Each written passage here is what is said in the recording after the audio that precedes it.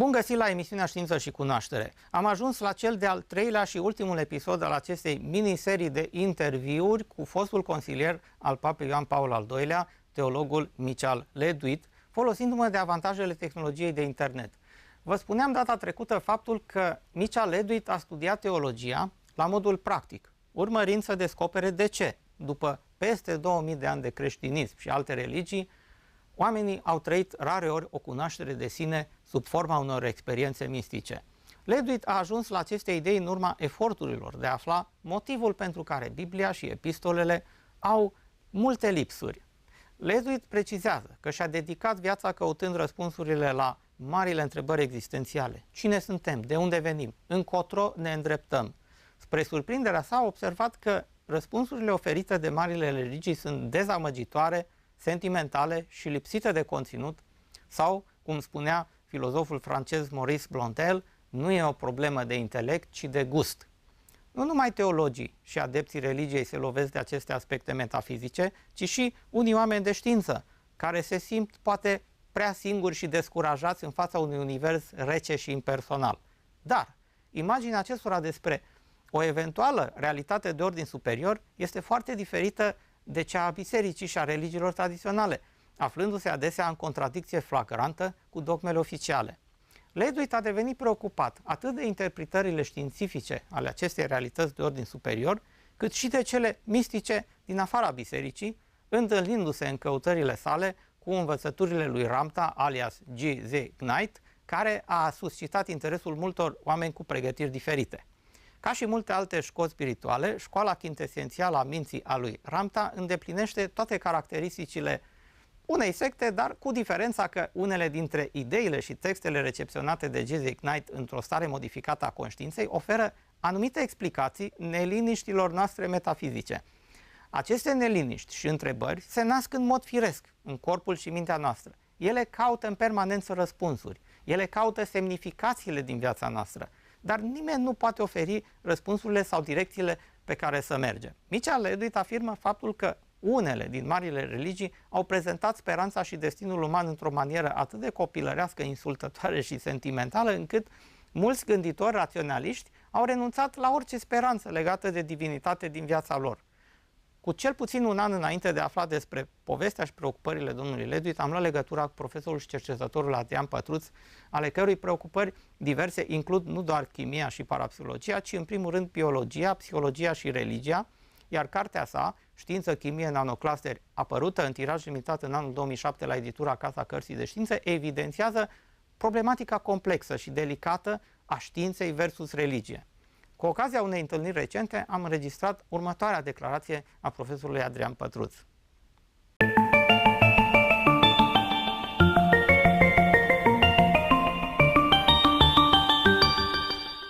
Autoritatea de care se bucură știința materialistă în societatea modernă a făcut din ateism cea mai influentă ideologie a lumii industriale. Deși în ultimele 2 decenii această tendință tinde să se atenueze, numărul celor care practică religia cu seriozitate și se consideră credincioși a scăzut considerabil odată cu progresul științific. Datorită seducției pe care știința materialistă a exercitat-o asupra societății industriale și a progresului pe care l-a determinat și a prosperității ajunse cel puțin la un moment dat, știința occidentală a devenit un factor de subminare a credințelor și a convingerilor religioase. Adesea chiar persoane cu o educație religioasă serioasă ajung să aibă îndoieli serioase după ce urmează o pregătire de tip științific, fiindcă se confruntă în scrierile religioase cu anumite fapte care par tot mai greu de demonstrat. Probabil că nimeni nu a zugrăvit mai bine modul în care știința a îngenunchiat, cel puțin temporar, religia pe tărâmul cunoașterii decât a făcut-o Stanislav Grof prin aceste cuvinte din cartea sa Jocul Cosmic. De remarcat faptul că Stanislav Grof, un om de știință american de origine cehă, este un fondator al psihologiei transpersonale și al mișcării spirituale, sau dacă doriți, neospirituale moderne.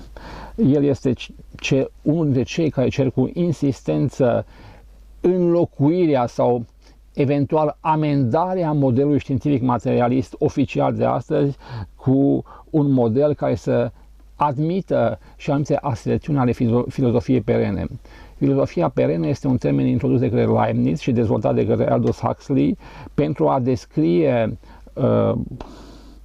imaginea coerentă, concretă despre realitate, ca natură și despre sensul existenței, formată și susținută de toate marile tradiții și curente spirituale, religioase, ezoterice, mistice și magice ale lumii, care ar forma așa numita înțelepciune tradițională.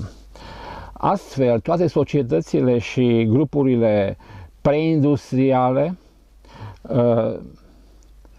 sau premoderne au afirmat cu fermitate că lumea materială ar fi doar o parte a unei realități mult mai complexe, care mai cuprinde unul sau mai multe nivele superioare ale existenței. Cosmologiile, mitologiile, curentele și mișcările spirituale, fie ele religioase sau nu, susțin că există o sursă creatoare a materiei fizice, a realității, a vieții, a minții, alături care este de obicei situată dincolo de lumea materială, de realitatea fizică. Această sursă supremă a fost denumită foarte diferit în spații culturale distincte. De exemplu, Dumnezeu, Jehova, Allah, divinitatea, divinul, conștiința universală, mintea cosmică, întregul nediferențiat, absolutul metafizic, Brahman, Ahman sau luminosul sunt doar câteva dintre aceste denumiri ale realității de ordin superior.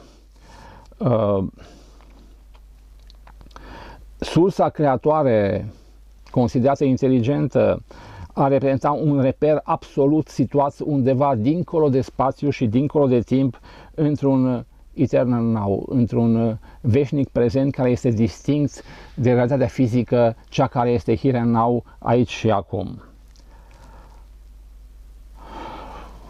Esența spiritualității și esența religiei consideră că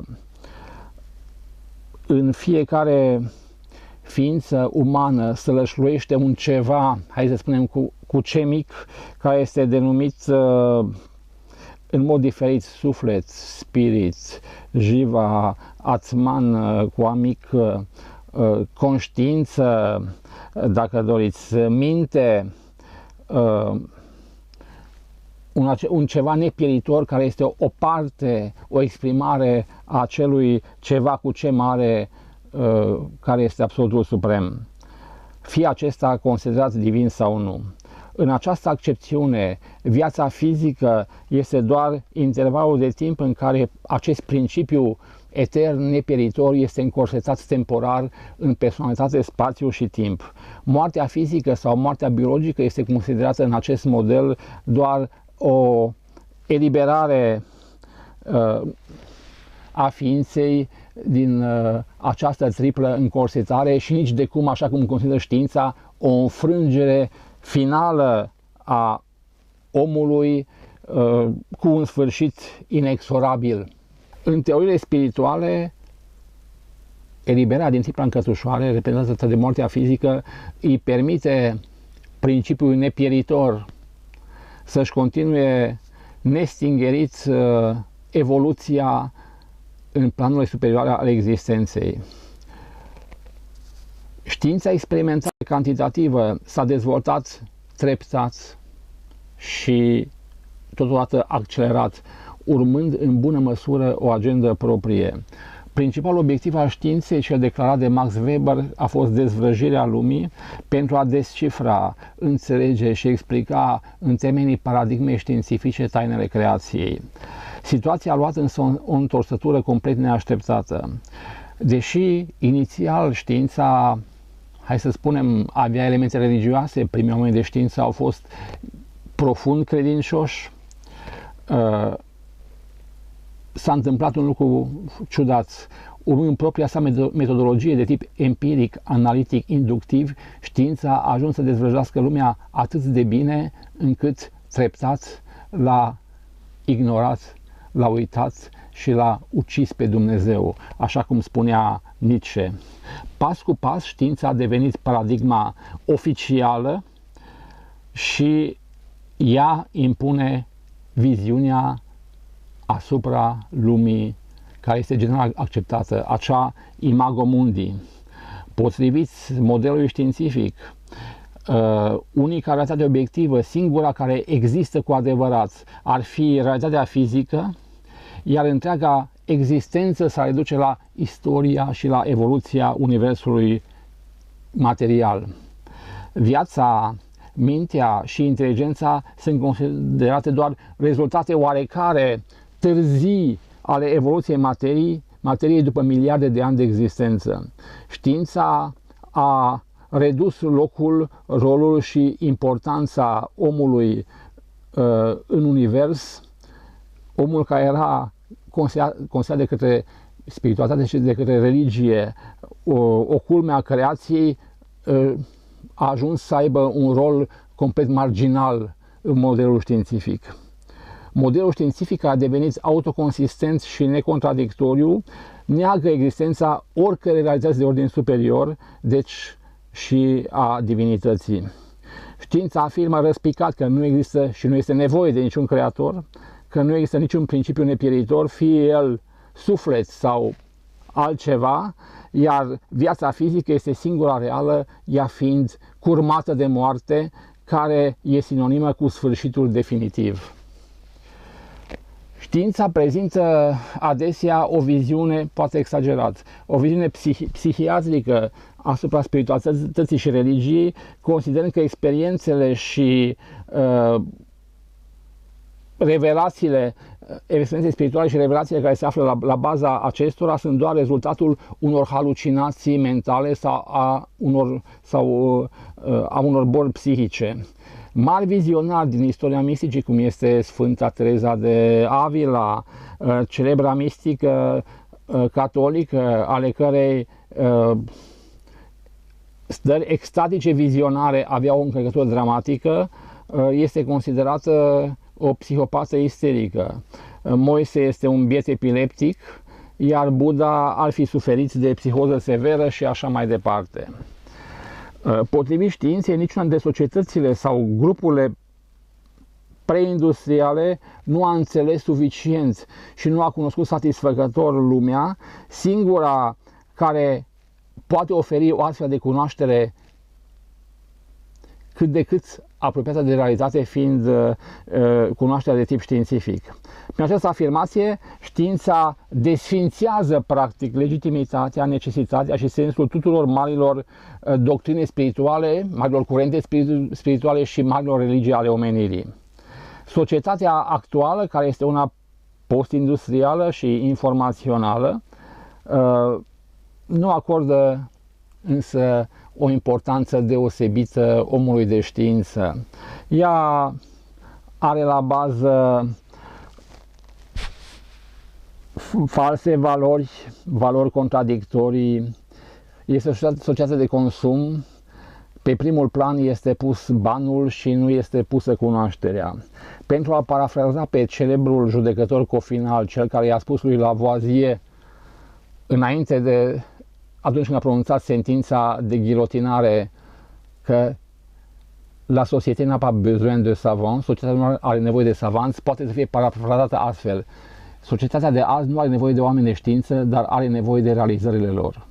Noua ofensivă religioasă care se constată în ultimele 2 decenii este susținută de mari finanțatori reprezentați prin fundații private, animate probabil alături de ignoranță științifică și de convingeri sincere și de bune intenții.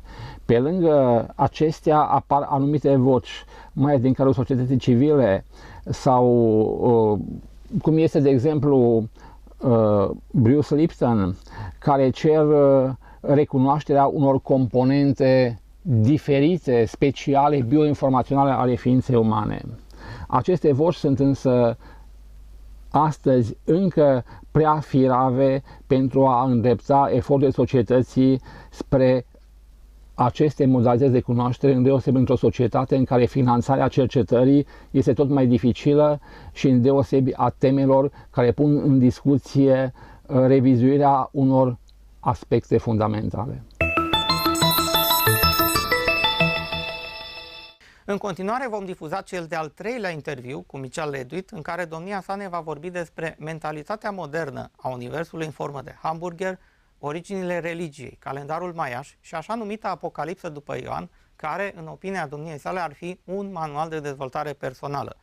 Lucruri uimitoare, inedite și fascinante numai la știință și cunoaștere.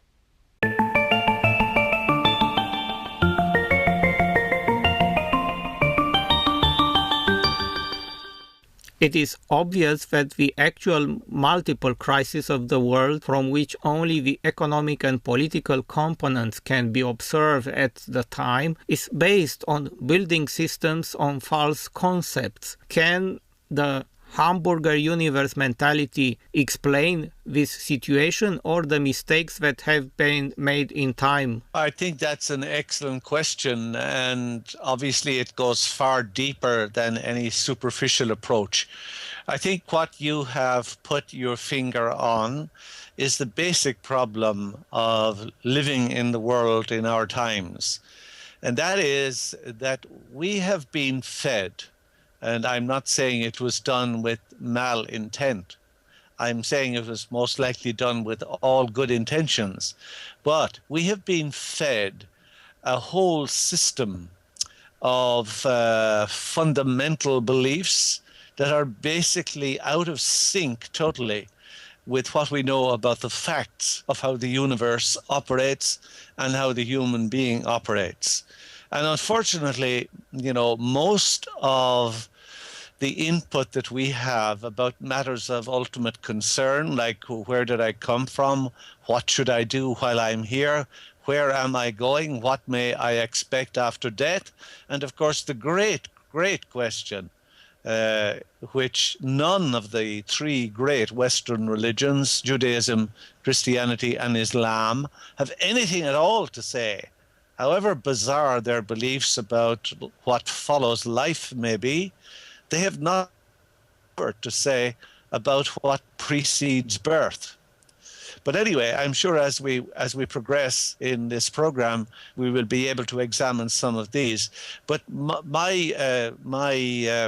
years of experience as a theologian, I was for 17 years a member of the International Theological Commission, which is a small group of scholars that are chosen to advise the Pope. And I was a professor of theology for many years, and I was also a university president for just 10 years.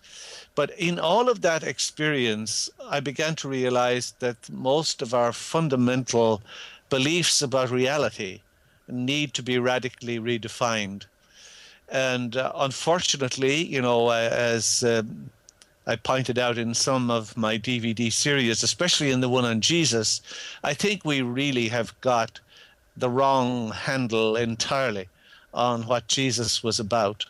And this whole picture of him as a suffering Savior who came here to die for our sins is an abomination to what Jesus was all about.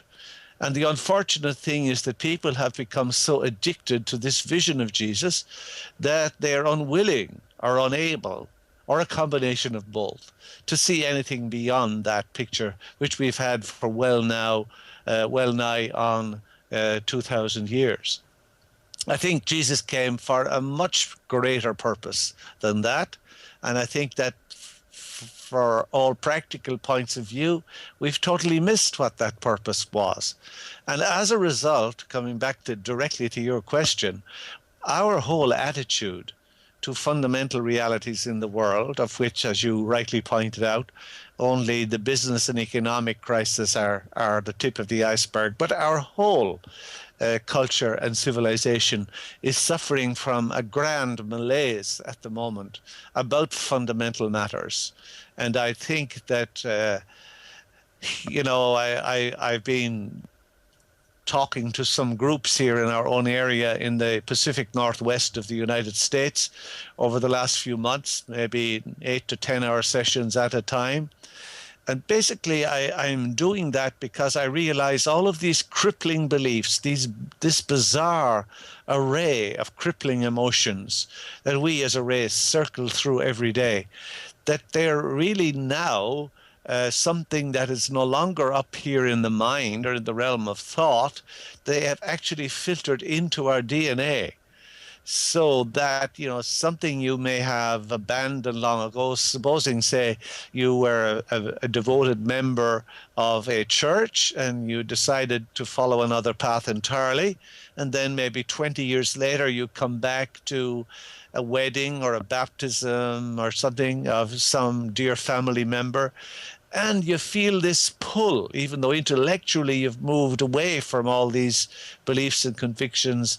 The music, the familiar sounds, etc., they exert a deep pull on us all. And that is, I think, a very compelling indication that all of these beliefs that we have absorbed from the past and our ancestors' beliefs, which of course come to us with our DNA, are exerting a profound influence on the way in which we interpret any evidence that comes before us. So in a very real sense, any kind of spiritual evolution that we may choose to embark upon today is very illusory if we think it's about getting new information alone. That is an essential first step. But I assure you, what really has to happen is a body cleanse, a deprogramming, not to sound too dramatic, of our DNA, which means going back to the very sources of all these fundamental beliefs about God, about human destiny and purpose. Why are we here? What should we do while we're here? Are we supposed to obey, 10 commandments if we're in Christianity, 538 if we're in Judaism, 722 if we belong to Islam? Is that why we're here? And then God, who's observing us, as I caricatured in my DVD, The Hamburger Universe, God is watching us from above, of course. That makes me very worried about the Australians. When they look up, I wonder where they're looking. But anyway, are we here to obey all of these rules? And God checks them off. I presume now he uses a computer. Like everyone else, he's moved with the times and has closed the book of life in exchange for a computer program. But is God recording all of these things I did not do, or did mediocrely? And then at the end of life, God presses enter on his laptop, and I'm either sent up to heaven to sit on a damp cloud for all eternity, staring at God, which is supposed to be the main benefit of heaven, the beatific vision, or am I sent down to hell to burn for all eternity? I mean, this bizarre array of beliefs, as in some of the communications you had with me recently in the last few days, put so well. These belong in a psychiatric textbook. They don't belong in mainline beliefs about the world. Now, the problem is that people are so entrenched in these false conceptions, which have all their roots in a time that has long passed away. People are so addicted to them that they will kill you for saying them in the name of God. Bizarre, but a fact. I was taking the other day an example of how we have moved out of the dark ages, say, of astronomy, at the time of Nicholas Copernicus, or a little later in the days of Giordano Bruno, or 33 years later, Galileo Galilei. even the most advanced systems, and as we know, Aristarchus, the Greek astronomer, was saying these things, a good millennium and a half before. But leaving all that aside, the state of the awareness of the universe that Nicholas Copernicus was propounding, or that Giordano Bruno was burned alive at the stake in the Campo dei Fiori in Rome in 1600, February the 19th, or even the insights of Galileo, who first got into trouble, we should remember, with the Inquisition, because he was an astrologer, not an astronomer. But leaving all those aside, Copernicus, Bruno, and Galileo would not recognize the universe in which we live today. And the Kepler spacecraft that went up about 3 or 4 years ago is only focusing on 1/400th part of the sky. When we extrapolate from that, what number of planets might exist in even the visible universe? I mean, our mind is boggled. And of course, it was a great, I suppose, psychological catharsis for the human race to realize that it was not at the center of the universe. Now, that's 400 years ago. But even though we abandoned our geographical place at the heart of the universe 4 centuries ago, we have never really abandoned our psychological belief that we are psychologically at the heart of the universe, and that religiously we are at the center of everything in God's design. Now, given the information that's pouring into us from sources, say, like Hubble and Kepler, we now are going to face the greatest catharsis ever as a human race if we're open to it, which of course most are not, because most people want to be taken care of and feel comfortable and do not want to address ultimate questions. That's fine. They can always come back again. This is why reincarnation is at once such a wonderful, comforting tool, and on the other hand, such a threatening reality. So, there's no limit to the number of times that you can come back to try to relearn the lessons that we didn't learn this time around. But basically, at the time of Galileo, we moved out of the dark ages of astronomy into something much greater. Nowadays, in the year 2012, we have not yet even got to the dark ages of understanding truly our place in this universe, in the sight of God, and in terms of human destiny and purpose. I hope we will.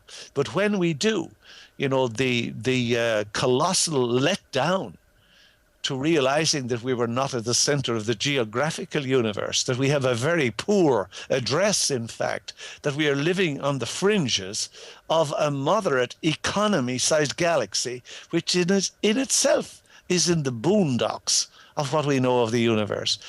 For the human race to accept not alone that it's not the be-all and the end-all of everything that exists, but to realize that in practice we're going to have to swallow the bitter pill, that not alone are we the most advanced and developed species in the universe, we may actually be one of the least advanced and the most degenerate species, a failed civilization in terms of the higher realms of spirit and matter, which we're now beginning to unfold and to beginning to prod deeper into, a thing which happened over a century ago in a serious way with the discovery of what we now call quantum physics. And I know in our generation, probably, certainly within the next 100 years, quantum physics will be as dead as the dodo, because we'll have moved on to a much more comprehensive and embracing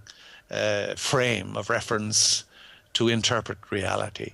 So I think, yes, back to your question, I'm sorry to have talked so long, but I think, most of the major problems of the world at a humanitarian, at a business, at an economic, at a general all-over view, come back to the fact that we are operating, to use a computer analogy, we are all operating with a seriously defective program that's infected by all sorts of viruses from every side. I have another question related to the first topic, and that is the fact that modern Abrahamist religions are based on the same concept and dogma like 500 years ago, and almost nothing had changed since then. And my question is, what are the origins of religion from your point of view? Yeah, I think you're absolutely right that basically, the modern religions, say in the West, especially say in Europe, and of course even more so here where we are in the United States, they are basically continuing to function in some way, shape, or form as they did many centuries ago. However, I spoke to the conference in South Africa, in Johannesburg, in the end of November last, which was about the origins of the human race. And I think, even if we go back to the time of the Renaissance here in Europe and so forth, we're not getting really to the heart of the problem.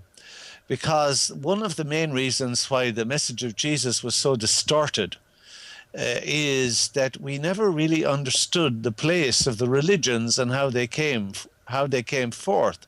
And at that conference in Johannesburg last November, I was talking about the basics that went into the formation of the modern mindset that we have about religion, about God, about everything else.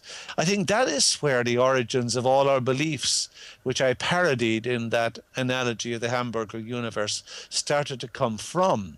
And if we start back there, I know it's a long time ago, but to the best of my calculation, I've worked out that there's probably about 250,000 of those Sumerian tablets scattered now throughout the museums of the world, and some major epics are included in that collection. So we do have quite an abundance of evidence, most of it, of course, from the ruins of the library of King Ashurbanipal when it was burned, and obviously all the parchments and skins, etc., that were there were destroyed, but the tablets on clay were actually strengthened.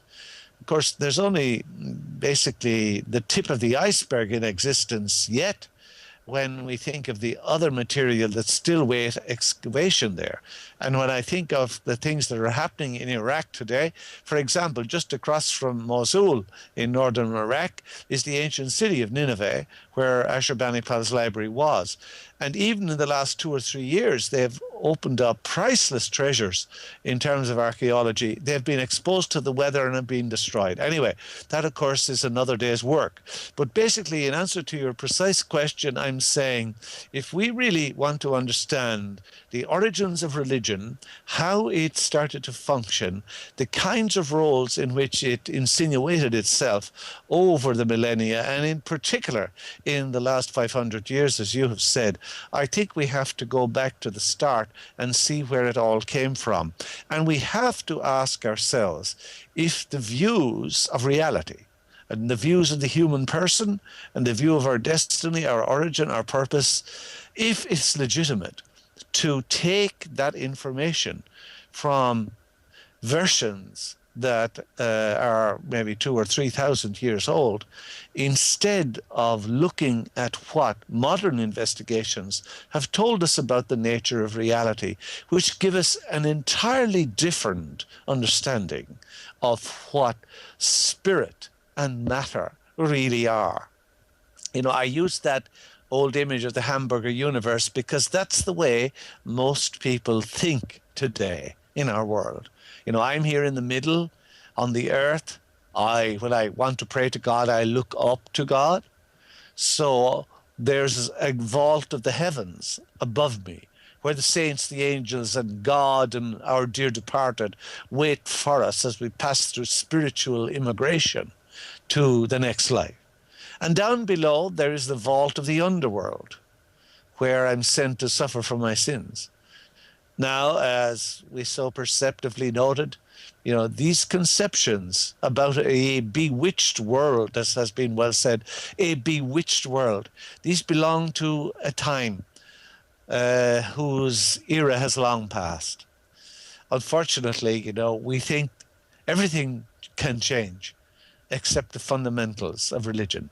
When I look back at some of the texts that I used to teach about or recommend in seminars 20, 30 years ago, people like The Structure of Scientific Revolutions by Stephen Kuhn or Karl Popper, the great Austrian philosopher, they basically did an enormous contribution for our understanding of how knowledge develops and progresses.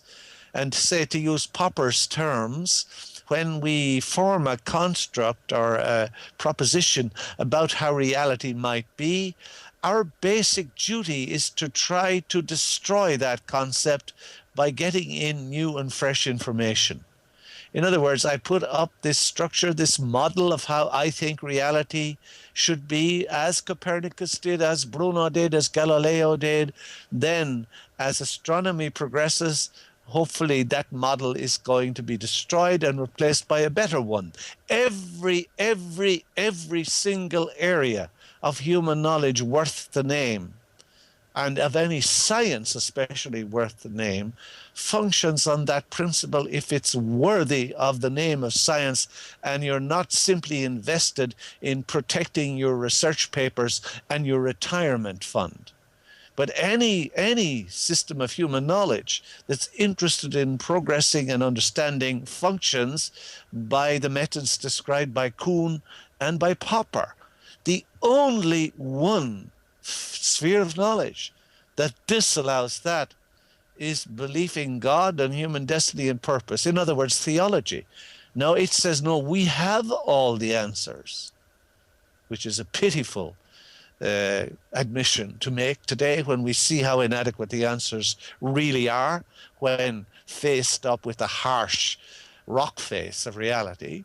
We have all the answers. Therefore, taboo, hands off. Do not touch these beliefs.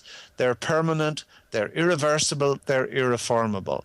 Once religion holds to that view, then, of course, it has condemned itself to enjoying the sinister peace of those whom the world has found irrelevant. And I have noticed myself all over the world, because I have spoken all over the world, east and west, north and south, for many times over many years. I have found a strange phenomenon. That is, that there is a rising generation of people, young people, who go in one of either two directions at the risk of colossal oversimplification. They believe there is nothing transcendent of this physical reality. This is all there is. When I die, that's all there is. Or they go into another direction entirely of accepting blindly every so-called religious truth that is put before them. But I have further noticed, and even though this has been on the wane, it was more prevalent and noticeable in the 90s and in the early 2000s, that people were, by and large, disenchanted with what we might call institutionalized Christianity in the Western world, whereas they found God very attractive.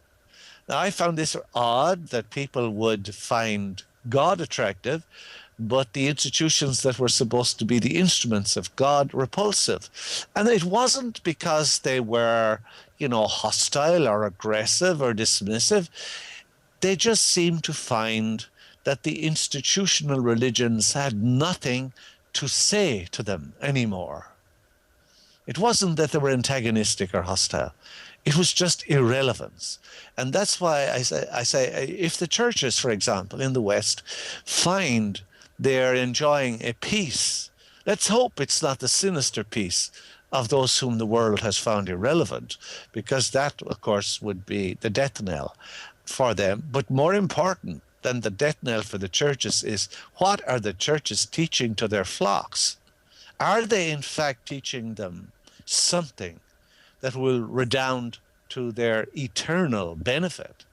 Or are they teaching them a system which, based on all we know about human knowledge and all we know now of the relationship between the physical realm and the spiritual realm, which is just one continuum, not two entirely separate categories, don't ask questions, That's a mystery. Are they teaching them something that will open them up to this? Or are they in fact telling them something that will guarantee that in this life they will never attain the destiny for which they came? Isn't it a colossal blunder to put yourself up as an institution that's teaching everyone about their eternal destiny, whereas in practice what you're doing is you're making it impossible for them ever to reach that destiny? That is the crux of religion today and its relationship with civil society. I heard of some new discoveries linked to the Maya calendar. Sure. A written calendar form which does not mention nothing about a Turner or a special event for the year 2012. Do you have further knowledge of these new discoveries? Well, thank you. That's an extremely good question, especially this year when there's so much notice. Even I notice here on the ads, I look at the news, I don't look at much television, but I notice even in the ads at high times of viewing, even the Mayan calendar is beginning to figure in the advertisements. Now, when the Spaniards, the people from Spain, who came to the so-called New World, especially the Yucatan, Guatemala, and so forth in northern South America, when they came to those countries, the Mayans themselves had ceased to use their calendar for at least a century and perhaps quite a significant time more. So when we talk about the Maya calendar, obviously, well, of course, there were many calendars, but let's just use the global term. We realize that we're up against major difficulties. Calendars and the construction of calendars is a very difficult process, mainly caused by the fact that the time it takes for our Earth to orbit the sun and the time it takes for our Earth to rotate on its axis once, these do not divide evenly into each other. So then we have all sorts of ways to try and keep the year from falling out of sync with reality. Now, there is really only one historical incident that links both the Maya calendar and the modern Gregorian calendar from Pope Gregory in 1582. In other words, there's only one occurrence that occurs in both of the calendars. It's not an occurrence of any great historical significance, but basically it's as if we had two rulers, two tape measures, and we're trying to line them up so that 0 matches 0 and they're both recording the same thing. Now, as you know probably better than I do, when the great interest in the Maya calendar began to arise about the middle of the 20th century, around the, say, 1940s, 50s, 60s. And I had a very, very wonderful exchange with Christian earlier about this, and he told me about things with Drumvalo Melchizedek, to witness to the fact that actually the lowland Maya, the ones more in contact with the Westerners, had lost basically their culture. And the highland Mayas up in the mountains, where they were more inaccessible to Western invasion, had kept their ancient culture. But anyway, coming to the chase, there were a number of days proposed by Westerners in the latter part of the 20th century to say when the Maya calendar would, quote unquote, end. And I think we need to stress very strongly here that they didn't mean the end of time. It was the end of a cycle. For example, like we would talk about the end of a millennium as we had 12 years ago here. So the Mayas are also talking about the end of a cycle, not about the end of the world. Now, there were various dates proposed for that end of the 5,000-year approximate cycle. One of the dates that was proposed was the 28th of October of last year, 2011. Obviously, we survived that. That wasn't an end date. Then the other two favorite dates proposed by the Western researchers, where the winter solstice 2012 or the 23rd of December 2012, 21st or 23rd of December 2012. Those were the 3 dates proposed by the Western researchers in the latter part of the 20th century. Now, from the information I got from Drumvalo Melchizedek, who lived with the Highland Maya for quite a long time, the end of the Maya calendar's present cycle is between the 18th and 19th of February of 2013. Okay, that's fine. Now, the point I think we should stress is that there isn't any new evidence coming up as such, apart from that one that I am aware of. But you have to realize how imperfect the Western researchers' early investigations were in proposing those 3 dates for the end of the Maya calendar, which now apparently the Maya themselves say none of them are accurate. It's actually in February of 2013. However, that is only one point. There's 2 other points. Let me make one of them first. The Maya, as far as I know from extensive study of their sources, never, ever, ever said that there would be catastrophic destruction at the end of their cycle. In other words, at the end of the present phase of the Maya calendar. It's not the end of the Maya calendar. It's the end of the present phase of the Maya calendar. Just like when we crossed the year 2000, it was the end of a millennium in the Gregorian calendar, but it was certainly not the end of the world, despite all the hype that was there about Y2K and all that stuff. So I think we're dealing with something similar here.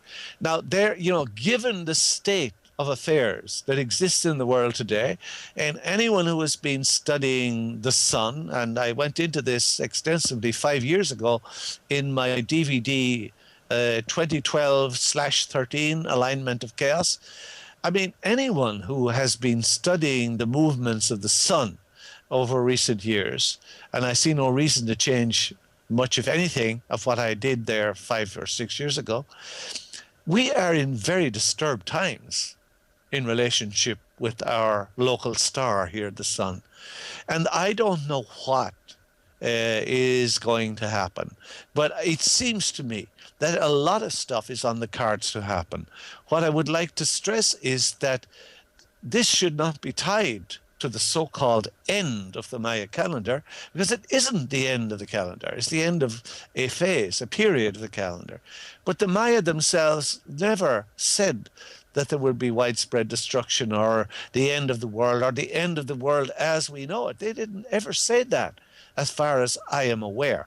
There are, however, other much more recent sources from the Maya themselves, which is, say, from the book of Chilam Balam, the Jaguar Priest and so forth, that talk about very, very significant changes in the Katuns, which is a 20-year period for the Maya, in which we are now located.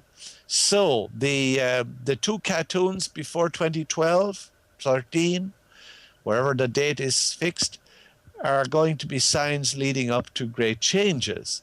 And the 2 Katuns after 2013 are also going to be when the Earth is adjusting. So basically we have probably an 80 to 100 year period according to the later Maya, the Maya of the Chilam Balam and so forth, which would be only a few hundred years old as compared to the sources for the calendar itself, that say we are coming into a period of very, very profound change. And I think most of those changes will be related to the sun. Yes, there are many historical records which describe the influence of solar flares over the telegraph and cable communications. But in the next minute, I'd like you to tell us more about the intrinsic meaning of the Book of Apocalypse and how it has to be decoded as an initiatic text. And I want to ask you if this meaning or role is present too in the other apocryphal descriptions of the biblical apocalypse.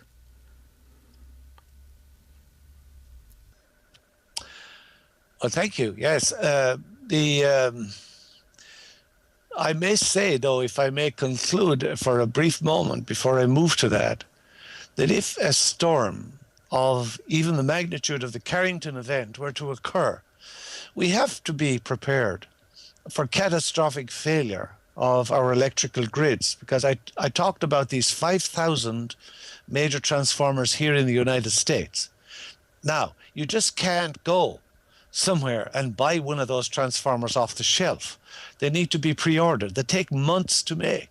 So if we have a catastrophic event from the sun which wipes out those transformers or a significant part of them, we are facing a major, major situation in the world, because all of our electronic things that we take for granted, our television, our cell phones, our computers, etc., even Skype, which we're using, could well be threatened, because none of these transformers have been hardened against that. So many of the satellites have not been hardened. So I'm saying it would take a very, very simple phenomenon of nature to bring us all essentially back to the Stone Age because of some activity of the sun, because we're catastrophically unprepared. So that's all I want to say on that, and I move on to your other question about the apocalypse of St. John, so-called. Now, the apocalypse of John, the apostle, of course, is the last book of the New Testament. It's allegedly written by John himself, the disciple of Jesus, on the island of Patmos. And the word in Greek for apocalypse is actually better translated as revelation, which most of the modern translations speak of. But in fact, because people, I think, misunderstood that book to talk about impending doom and disaster, it gave that word to the English language. I'm sure it did so in Romanian too. I love to think, by the way, on an aside, when people talk to me about the Latin language, I played a great trick one time in the Vatican, because officially the Latin language is the Latin language of the church. And in one of the last documents I prepared for our commission, I decided I'm going to create a little havoc here. I decided to do all the papers that I wrote for the week-long meeting in Latin. Now, we had simultaneous translations of 6 languages, but there was no translation of Latin because everyone is supposed to know Latin. So I said, to flush people out, I'm going to do the papers in Latin. And of course, it created havoc. But anyway, even though Latin is the language of the Catholic Church and obviously the language of the Roman Empire much later, and as I suppose people don't always know, Romanian is a Latin language. I think what is not often remembered is that Romanian, or the ancestry of Romanian, is from where the Latin language came, not vice versa. In other words, Romanian is not a Latin language. Rather, Latin is a Romanian language. So I want to salute those people from the Bucej Mountains and around Brasov and Bucharest. You are the ones that gave a great vehicle of Western culture to the world. That is a footnote. It's not a diversion. I'm not distracted here. But anyway, the book of the Apocalypse of John should rather be translated the Revelation of John. And that word apocalypse, tied up with imminent world catastrophe, should really never have entered the English language from the source of John's writing of Revelation. However, if you look at that book carefully, you will see that it is basically an account of John the Evangelist's own spiritual journey. Or if we take in elements, say, from the Buddhist or Hindu traditions, then we begin to realize that John is talking about the elevation of his own energy or focus from the base seals of the human being up to the top of those seals. I think that is what John is talking about in the book of the Apocalypse. He's talking about the raising of energy through those 7 seals, the breaking open of those 7 seals, coming up into a higher consciousness.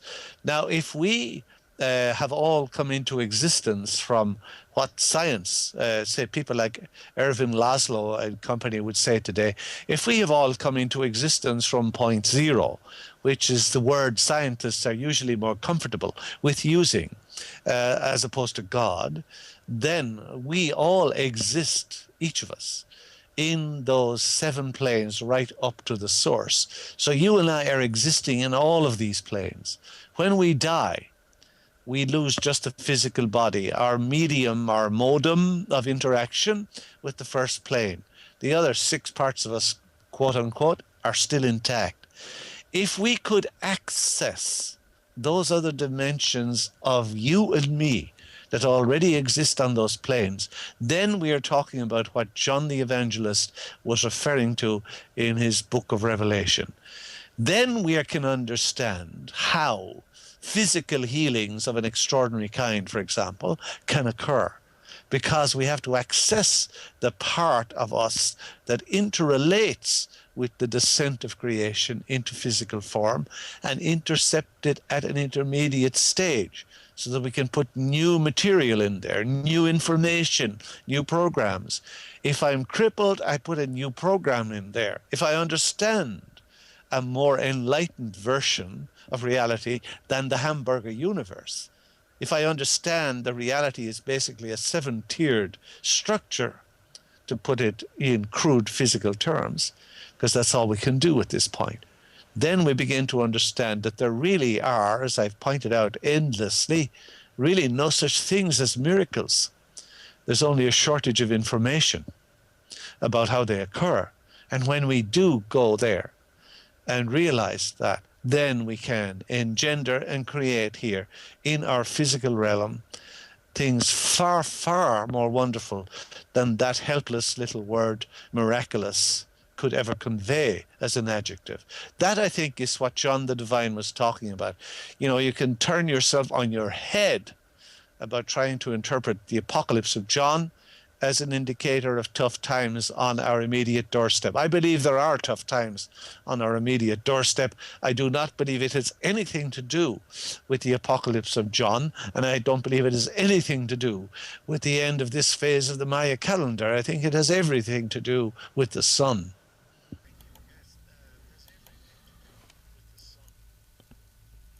I thank you, Miceal, very, very much again for this interesting discussion, and I hope one day you'll visit Romania and talk more in our television studio. That would be wonderful. I had hoped to be in Romania, as you know, last year, but due to my illness at the time, I wasn't able to make it. But thank you all for a wonderful experience today.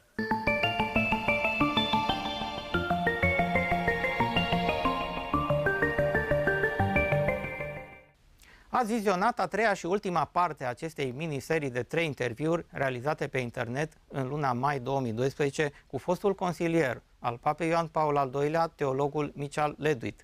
În loc de concluzii, aș putea cita câteva fraze din cartea lui Stanislav Grof, Jocul cosmic, în care se spune următoarele. Religia organizată, lipsită de componenta ei perceptivă, a pierdut în mare măsură legătura cu profunda ei sursă spirituală și ca rezultat a devenit goală de orice sens și tot mai irelevantă în viața noastră. În multe situații, viața și trăirea spirituală bazate pe experiențe personale profunde au fost înlocuite de dogmatism, ritualism și moralism.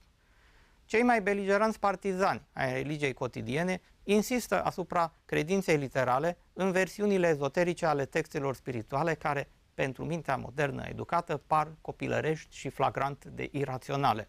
Nu încape nicio îndoială faptul că dogmele religiilor organizate se află în general într-un conflict fundamental cu știința, indiferent dacă aceasta folosește modelul newtoniano-cartezian sau este ancorată în paradigma cuantică. Experiențele spirituale, la fel ca oricare alt aspect al realității, pot fi studiate științific. Întrebarea critică în această privință se referă la natura și statutul ontologic al experiențelor mistice. dezvăluie ele adevăruri profunde despre unele aspecte fundamentale ale existenței sau nu sunt decât produse ale superstițiilor, fanteziei ori bolilor mentale? Fiți alături de noi data viitoare la o nouă întâlnire cu Știință și Cunoaștere.